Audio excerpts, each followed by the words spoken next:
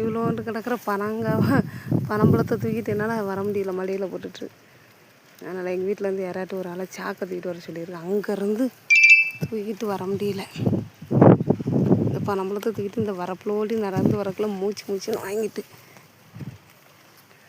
என்னை சுற்றி அவ்வளோ பனை மரம் தாங்க. பார்த்தீங்களா, அவ்வளோமே எங்கள் ஊரில் பனை மரம் தான்.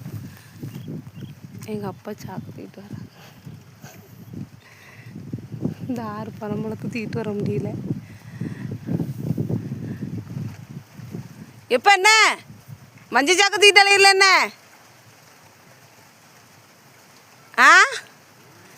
மஞ்சள் சாக்க தூக்கிட்டு அலையில என்ன எங்கே பனங்காடு அலையிறக்கு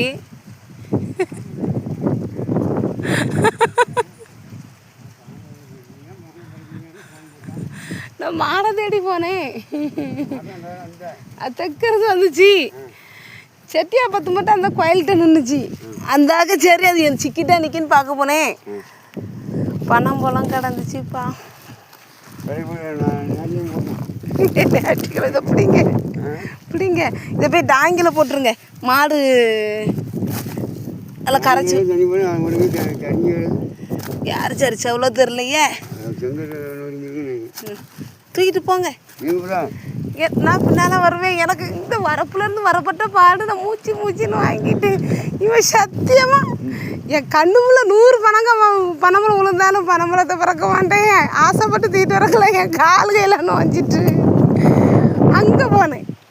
அந்த பனைமரம் அந்த திரட்டுக்கு போனேன். அப்படி போய்ட்டு இப்படி இங்கே போனேன்னா கால் வைக்கிற இடம்லாம் பனைமரமாக இருக்குது. யாரும் பிறக்க போக மாட்டாங்களா? இப்போ அங்கே யாரும் பிறக்க போக மாட்டாங்களா? ஏகப்பட்ட பனைமரம் கிடக்கு.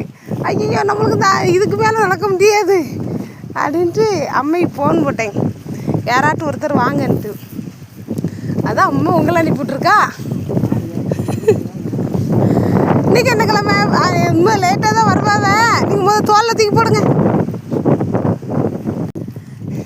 வயலுக்கு தானே வந்தியே, அப்புறம் செருப்பு போட்டு டப்பக்குன்னு வந்துருக்கிய. முள் கிடக்குமா? வேகமாக நடங்க.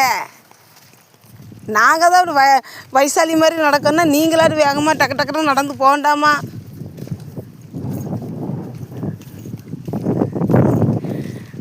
இந்த 2 மொட்டை பனையை தான் அவங்க எடுத்தானா வயலுக்குள்ளே நிற்கிறத. ஒன்றுக்கு ஒன்று தொன்ன மாதிரி நிற்கிது. கிளி கூட வச்சுருக்குன்னு நினைக்க ஓட்ட போட்டிருக்கிறதுல இடையில போச்சு. அவ்வளோ மழைலன்னா அவ்வளோ எல்லாம் போயிட்டு என்ன